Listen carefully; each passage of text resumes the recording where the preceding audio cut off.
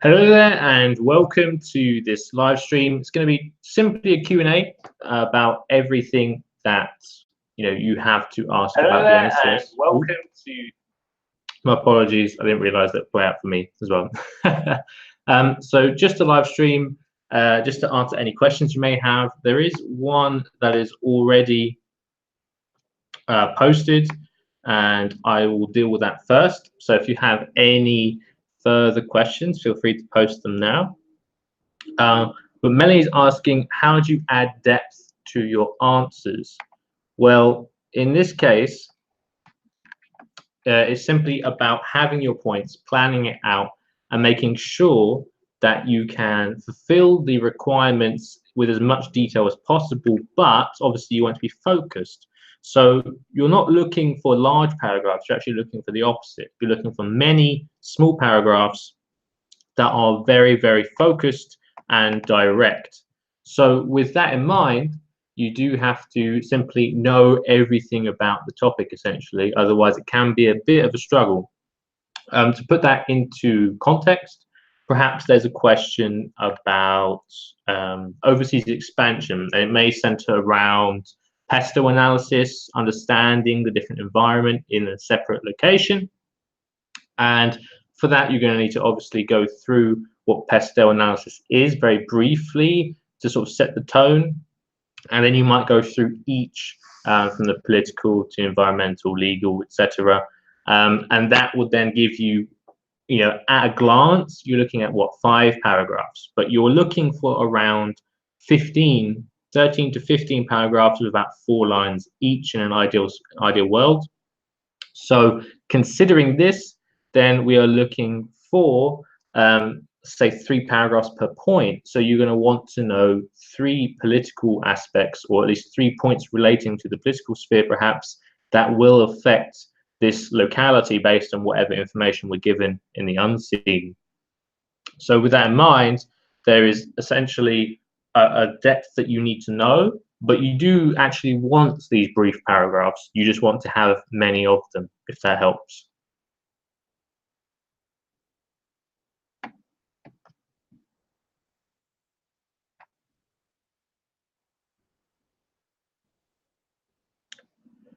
So with that said, is there any other questions that you may have? If so, now is the time to post them.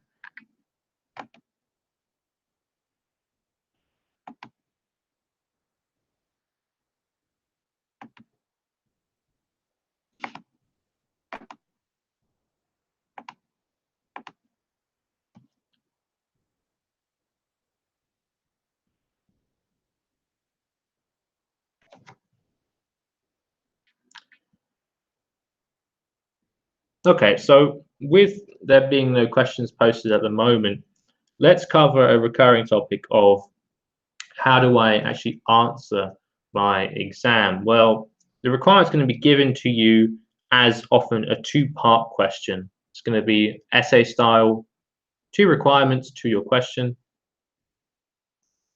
Okay, Melanie, we'll touch on that in just a second. So just overall, the way in which you answer your question is going to center around those 2 requirements, and each requirement is looking for those 13 to 15 paragraphs of about 3 to 6 lines, depending on how big or small the point is.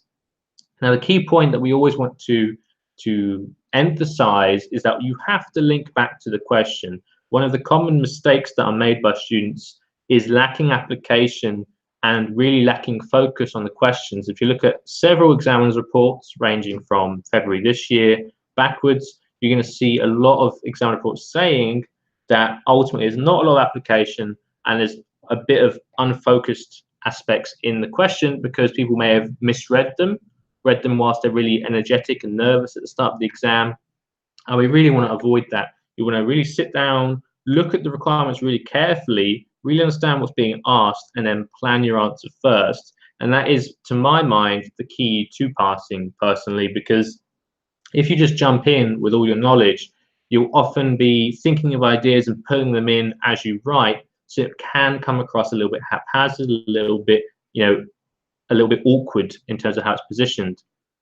So overall, what you're looking for is a very focused plan where you have perhaps a model introduced at the start. It does depend on the context. For example, performance measurement questions often relate to balanced scorecards. So, for example, if the question is asking us how we might measure our performance amongst our different staff teams, we've got several of them. Quality is a high priority, obviously. So you want those non-financial aspects. So you can introduce balanced scorecards, what it does, why it's good, and then go through the different aspects of balanced scorecards, so the customer perspective, etc., how that will help, and always link it back. Never forget the link back. So in terms of the question, the comments about failing, it is definitely a tricky exam, especially if you're coming from the gateway. That's exceptionally hard. But overall, it is a difficult exam. It's very different to what you're going to be used to. And if you've taken it before, you'll know how the format is. And often the key thing that changes our mark is how we answer. Obviously, you need all the prep. No matter what, you need a lot of prep. You can't get around that. But one of the key parts is that exam approach and making sure your answers are really, really direct to the question. Now, if you had any feedback on competence and which bits failed, then that may give you an idea of where you're failing to pick up marks. So, for example, the technical marks, business marks, leadership marks, etc. And there are obviously different ways you can sort of hone in on that competency to help. And in terms of our financial questions, there will be no calculations in the exam, zero. You may get a question relating to how a certain action impacts our financial statement. So if we acquired a new company and become a group, then obviously we're going to become a group account, or we'll need to handle a group account. And that means that we have to think about the IFRS, what it means for changes, always focusing on the change involved with your IFRS, the implications. You do not need to actually prepare a financial statement. You'll just need to discuss what the difference is. In terms of ethics being poorly answered, well, it does actually sound a little bit silly, but the biggest favor you can do yourself as a student on an ethics question is write a lot about what is a very focused answer, obviously, about what ethics are appropriate and the importance of them. So that may relate to our brand recognition. We are seeking to be a premium provider. But the key part actually is saying a very simple sentence of, it's the right thing to do. And it does sound a little bit cheesy, a little bit simple on the face of it, but it is overall what CIMA want. They want to be seen to be testing students on ethics because CIMA want to encourage ethics and be seen as an ethical company themselves. But then also they want you to just say, this is the right thing to do, because to some degree, that's kind of what it comes down to in a cutthroat business world, right? In theory, a lot of unethical practices can get you lots of profit, but it's not the right thing to do. And you want it to be the right thing to do because then you've got all the PR elements coming in. So my recommendation for ethics is to try to be as focused as possible. This is always the key element to our answers.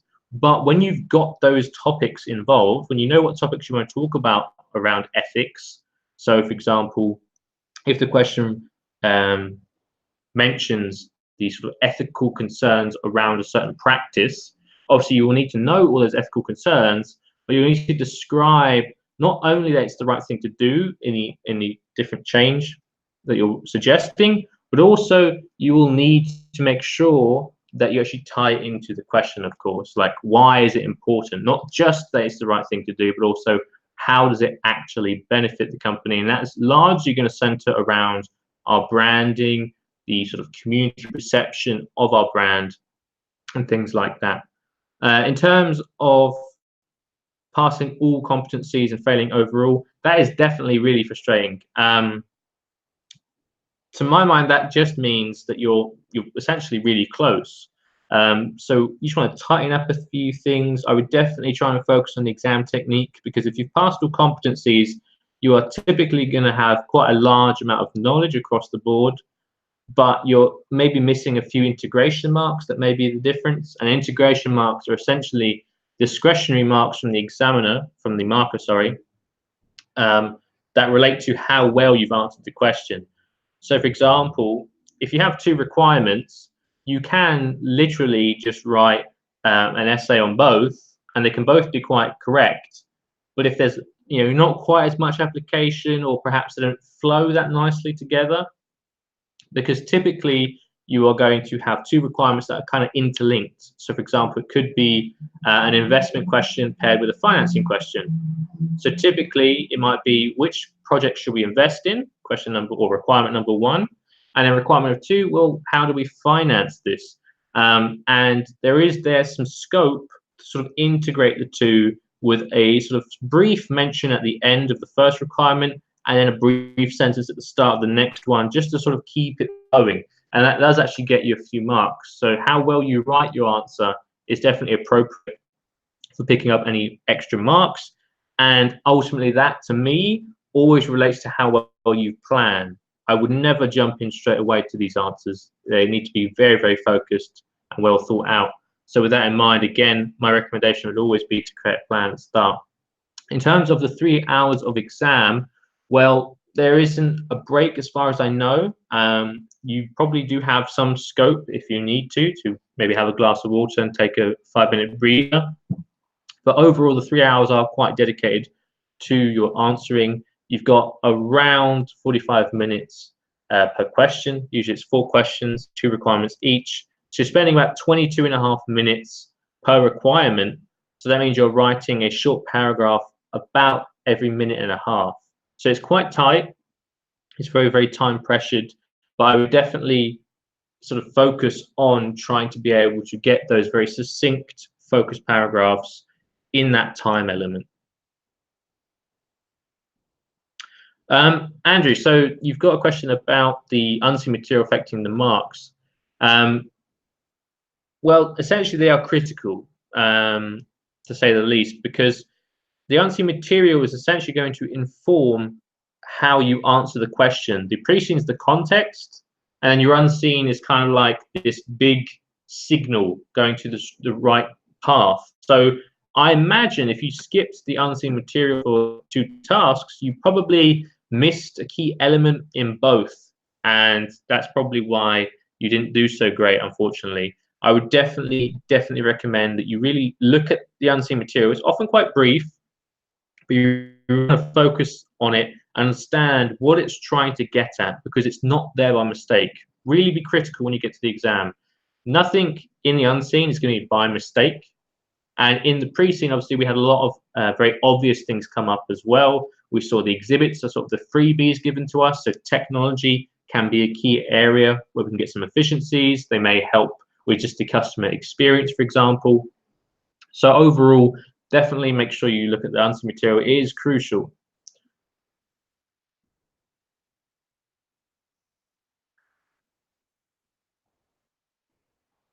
Yeah, that's really unfortunate, with the requirements being met, but not the overall scale score.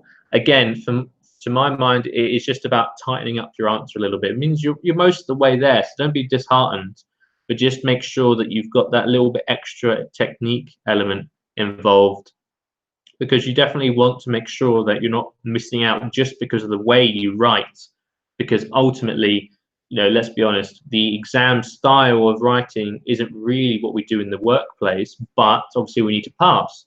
So with that in mind, you don't want to let yourself down on the writing element, despite the fact that you know all the content. And by passing the competencies, you typically are going to know the key areas of management accounting. You just need to put it on paper slightly better. So definitely, I can post some links at the end of the stream.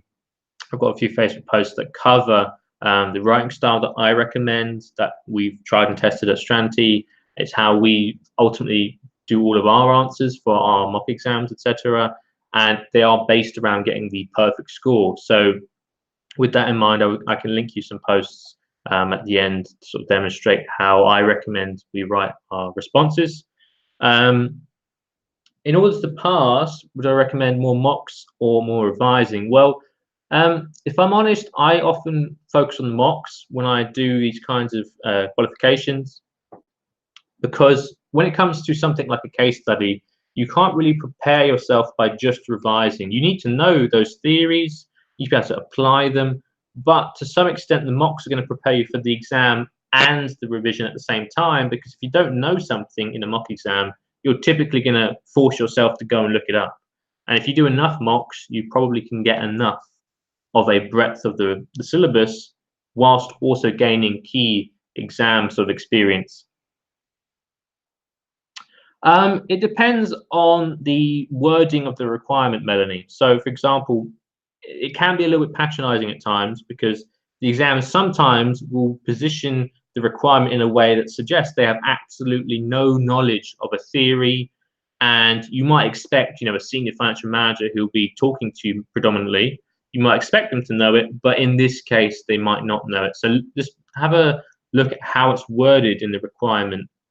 So sometimes it can be as simple as there might be an unseen material that sort of references without stating, but sort of suggests that, say, balanced scorecard or JIT or something. They'll put a theory hidden maybe in the unseen. Sometimes that's an article, and they might suggest that the person asking a question doesn't know what this is about.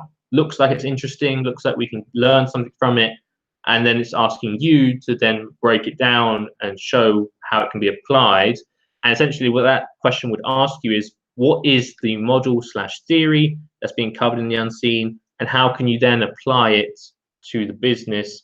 In that case, you're going to assume they have no knowledge. If it suggests that they do have some knowledge, you can be a little bit more brief on how you present the model or the theory. My recommendation is always to be quite brief. I would write maximum 1 paragraph of 4 to 6 lines on the model at the start, and then just focus on bringing back my points each time to the overall question and how the model relates, because that's what the examiner wants. My key point to always recommend to students is definitely link it back, because if you get a moment where you think, wait, how does this paragraph relate to the question? You cross that out because you just want focused answers. You can't dump on the page and get marks. You have to really link it to the question and make it really appropriate, and that will get you the most marks. How much time should one spend on reading the answer material? They're quite short in terms of the unseen material, so you won't need to spend too long. I would just wrap it up within the planning time, and I personally recommend around 15 minutes overall planning time. So then you're looking at what per requirement, about 3 to 5 minutes per question, just a real brief plan, read the material, understand it, get a plan going, just very skeleton, to sort of like intro, okay, I'm writing about balanced scorecard in the intro. Next paragraph will be customer perspective. Second paragraph will be learning perspective, etc. Like really sort of brief, but just make sure you have a structure. You really want to know where you're going at each point so you don't become unfocused. That's a real pitfall for these kinds of exams.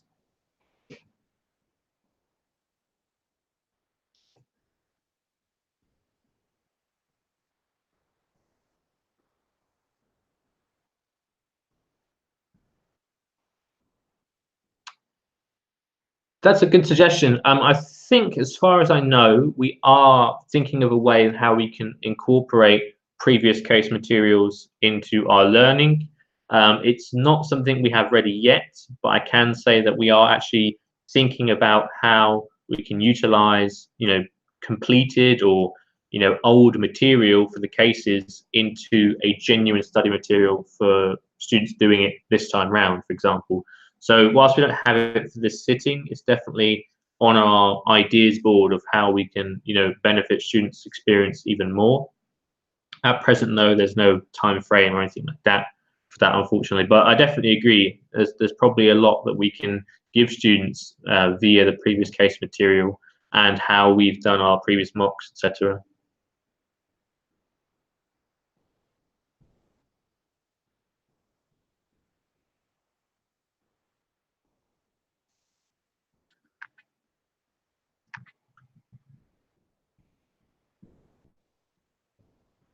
Is there any further questions? I mean, we still have some more time. It will be only half an hour, but we started a little bit late, so there's some time left if you have any further questions. That's no problem, Samantha.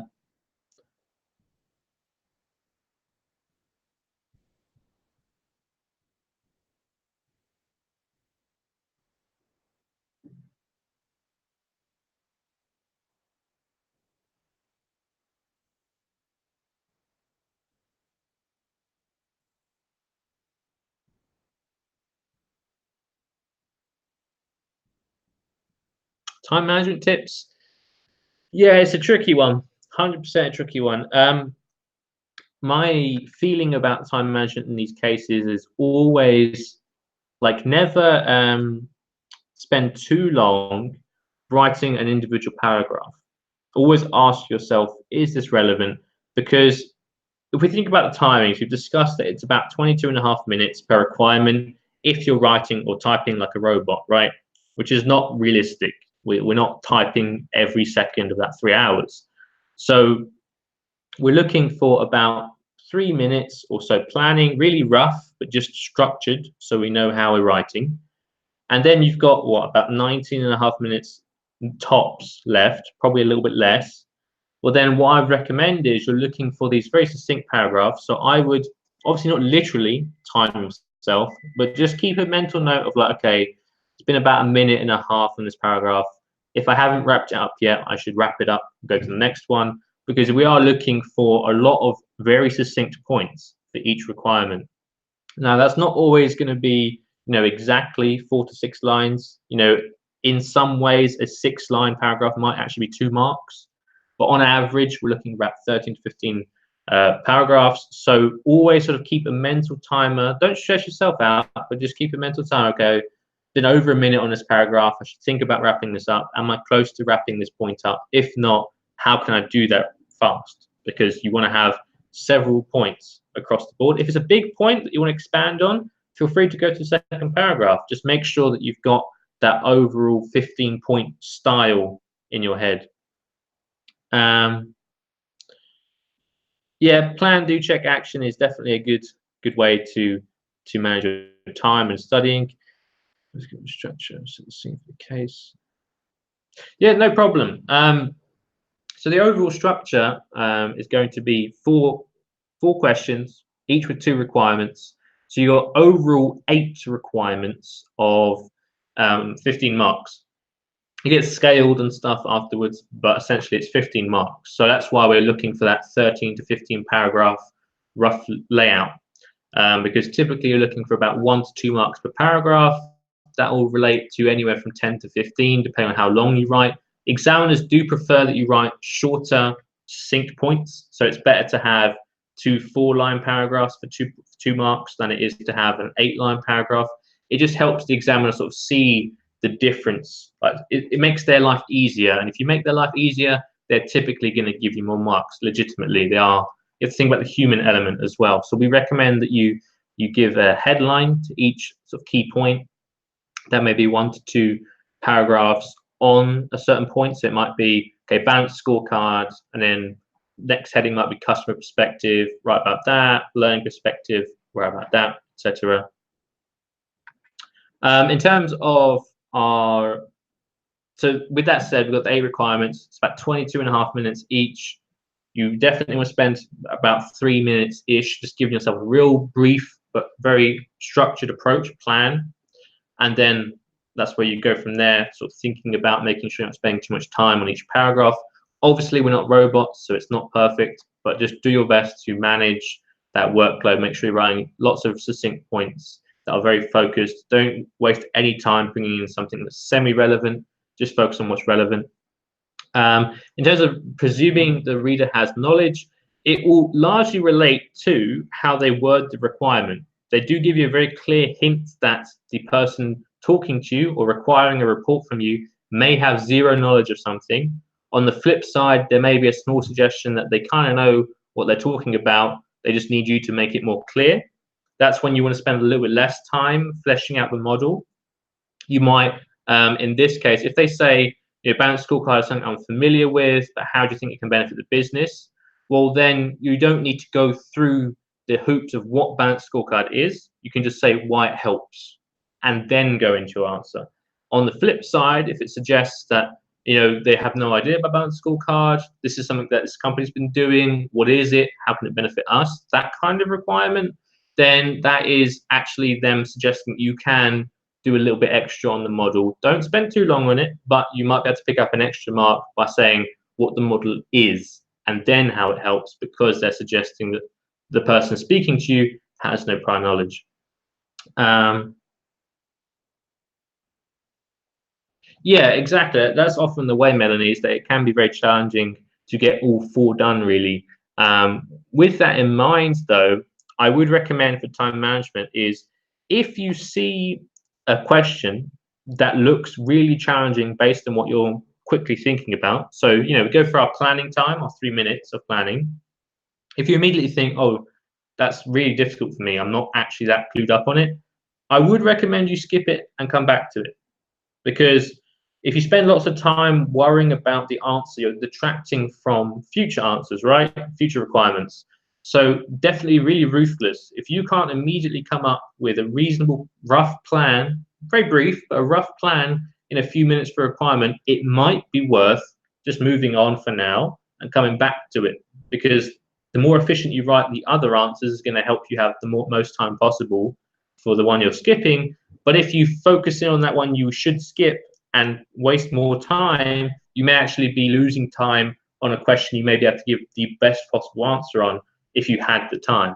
So definitely be very, very sort of critical when it comes to your exam. Make sure that if you are stuck immediately, like if you think, oh no, that's a tough one for where I'm situated, if you don't get it in a few minutes, move on for now, because that will serve you the best for your actual mark, as opposed to powering through it and wasting more time than necessary.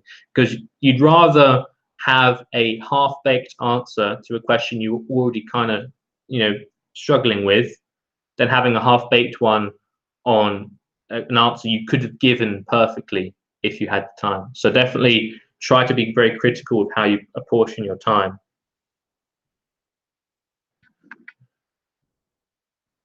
How does everyone feel about the cruise industry and the cruise case so far? Because I was looking at it and I found it quite interesting that there's such a big focus um,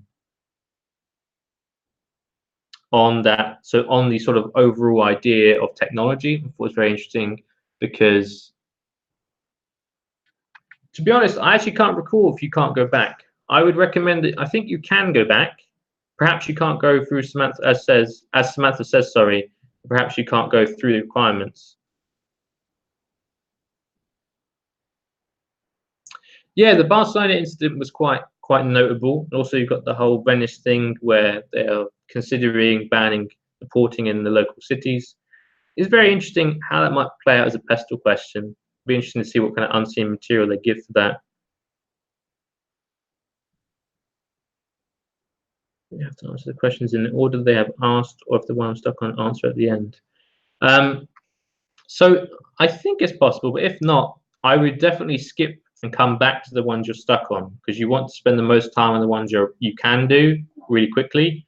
If you can't go beyond each requirement, each question, sorry, then you might just want to have a look at the other requirement quickly to see. It's very strange if that can't be done. I thought it was a normal thing that you can skip through it. I know all the OT exams definitely have that provision, but I thought, yeah, I'll have to check that out actually.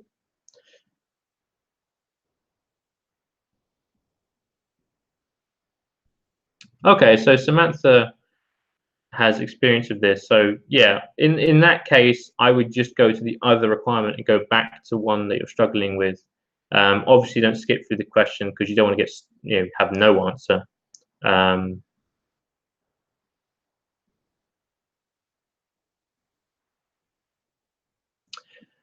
That's an interesting take on the river cruises. My feeling was that the river cruise option is a thing because it is the cheapest way to expand our services, which are, quite limited by default at the moment because we're only ocean cruising.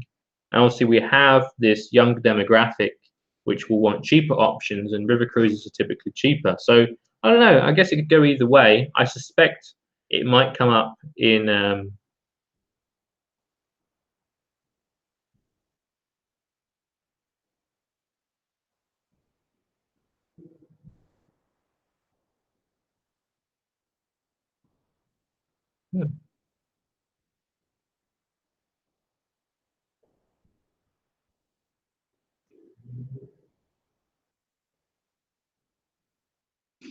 In terms of cannibalizing its own brand, Would it though? Would it not just be expanding it to different areas? For example, if you don't do any river cruises, you can't go up and down the Danube, the Danube river rather. That's pretty hard to say.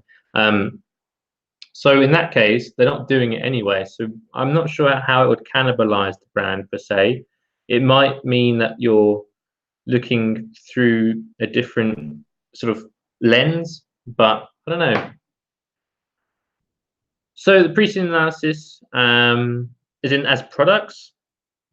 The pre-scene analysis is 6 videos where we go through every page in the pre-scene, break down everything we possibly can. We go above and beyond to the detail. A lot of it might not come up, but overall, it goes through basically everything you can possibly try. We do recommend though that you make your own notes as we go through it, compare it, etc. There's 6 videos, and then we've got top 10, which is our 10 likely issues we think will come up. Our strategic analysis, which is applying the case to the models, quite briefly, because it does depend on the unseen material largely, but it goes through that, sort of talks through the different strategic thinkings and how that is appropriate. And then the mocks are literally as you'd expect in the exam. We have both a online portal version, which will mimic the experience you have on the day, or if you prefer, you can do them on written, like typed out on a Word document kind of style as well.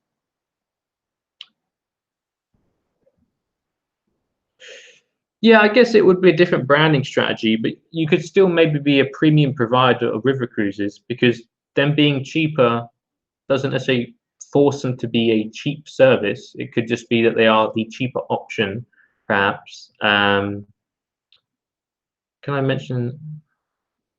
Oh, I'm glad you think so, Samantha. It's very helpful, or very good to hear. Sorry, because we do work hard on them. It's very, very stressful actually to do it. But yeah, no, I'm glad that's the case, that you feel that way. Is there any final questions as we get towards the end now? Because we've got to wrap it up in the next few minutes. But if you have any questions, I can get to a couple just before we go.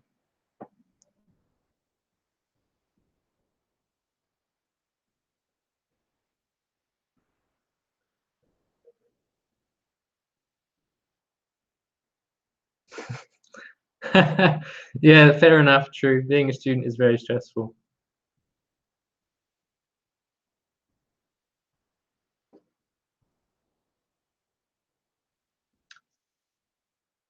Oh, thank you. Okay, sure. Yeah, no, that's great. Thank you very much, guys. I hope you found it useful. You can always, get in touch via Facebook or via email at inquiries@stranty.com. Always more than happy to talk about whatever issues you may have. The article on budgeted airlines, I discussed it in an edit to video 5. So if you haven't checked it out, there that is. But in a brief sense, I think that it can either be a diversification opportunity, which is plausible. It depends on the unseen very heavily, but also it demonstrates that there is a potential issue in having accessibility. A lot of our cruises are being flown from wherever the customer is to our start location. So it can be a little bit problematic in that regard if a key provider of accessible flights were to go under. Then we'd have a real significant issue in having accessibility to our different itineraries. So then we may need to plan different ones, and that would mean like project management, maybe some pastel aspects to do with a certain location that we want to cruise to. But yeah, the airline could be a vertical integration option, which would then also offer the opportunity of exclusivity. The flights are only for cruise cruises as opposed to Waveline. So it might be a good way to get a competitive advantage. And yeah, you can watch the stream. Once I finish, it will be automatically uploaded to the YouTube channel, so you'll be able to watch it back if you missed anything. But with that said, I'll wrap it up there. Thank you very much for tuning in. It's really helpful to get your questions. Again, I will post a couple things now. If you need to get in touch with me, you can just send in any MCS questions to this email, and I will just find the Facebook page now. There's a few posts on exam technique, which I, whilst it's not gospel, I would highly recommend you at least check it out just to familiarize yourself with what we recommend at Stranti. It's definitely a tried and tested way of passing the exam. Yeah, thank you very much for tuning in, and I will see you. I don't know, there might be another Q&A. I'm not sure what the plan is, if there's going to be a second one. But with that said, thank you very much, and good luck with the studying and the exam. And if you need to get in touch, you can. Thank you very much, guys.